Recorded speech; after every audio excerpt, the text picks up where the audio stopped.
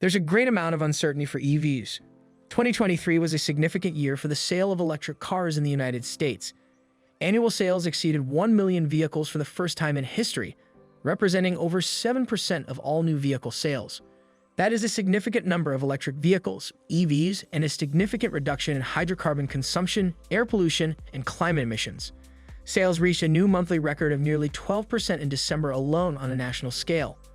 According to the California New Car Dealers Association, the Tesla Model 3 and the Tesla Model Y were the most popular passenger cars and light trucks in California in 2023, as they were also in 2022. We are currently experiencing a phenomenon that has never been observed in the century-plus history of the automotive industry. A viable, tested substitute for the internal combustion engine has been introduced, and millions of motorists are currently operating these vehicles daily throughout the United States. The infrastructure for electric vehicle charging is on the brink of a significant upgrade. EVs are about to be supercharged by three significant developments in the charging sector. 1. Consensus on a charging standard. 2. Tesla's expansion of its supercharger network. And 3. The commencement of the delivery of additional outlets through billions of private and public investment.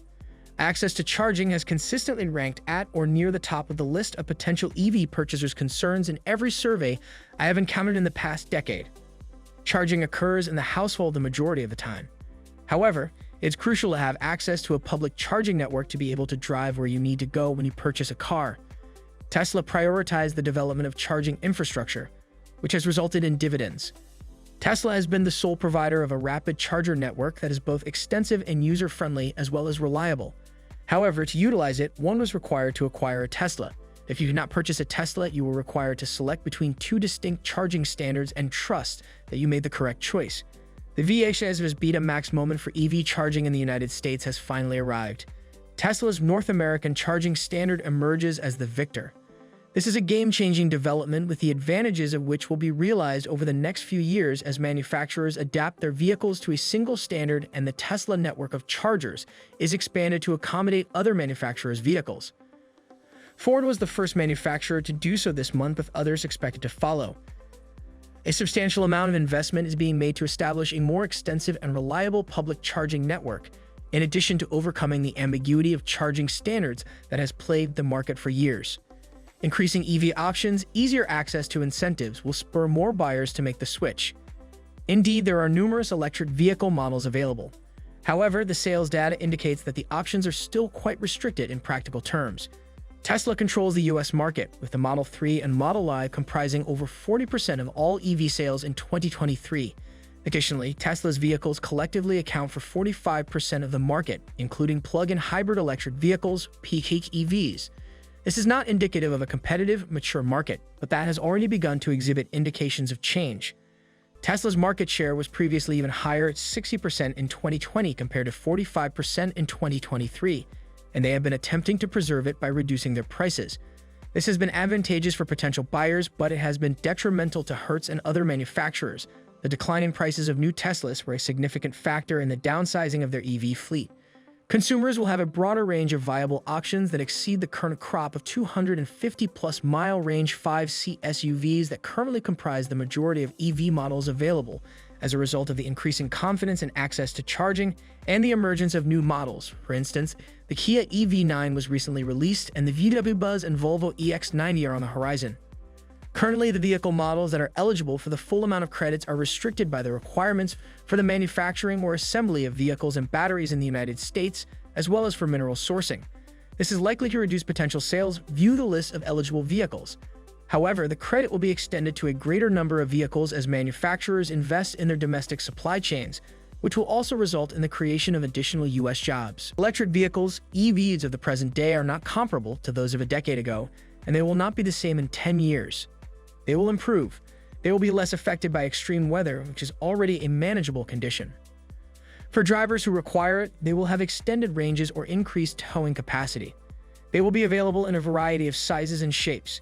They will increase the rate of charging, and they will be even more cost-competitive than their internal combustion vehicle counterparts. I do not feel as though I am taking a risk here.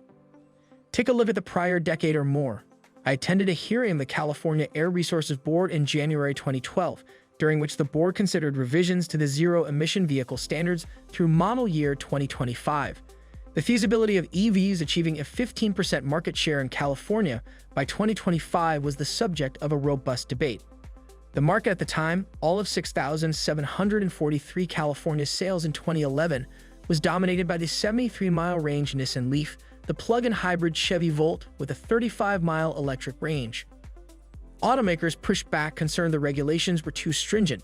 CARB mostly stuck to their guns but provided tons of flexibility for how the standards could be met. Today, sales in California not only far exceed these objectives, but are ahead of schedule because regulators in part underestimated how fast technology would improve. If there's one thing that's been difficult for regulators to predict in setting industry-wide vehicle standards, it's the pace and extent of innovation. But one thing is certain, innovation will persist, and it will progress at a quicker pace when there are binding standards that necessitate industry-wide investment. Innovation is hard to predict, auto industry behavior is not. Automakers are enthusiastic about discussing innovation. In fact, they have established the Alliance for Automotive Innovation. However, when it comes to the crunch, the bullish statements regarding the transition to EVs and the commitments to reducing emissions do not materialize into support for robust industry-wide vehicle standards. These standards have previously been essential for the advancement of the entire industry.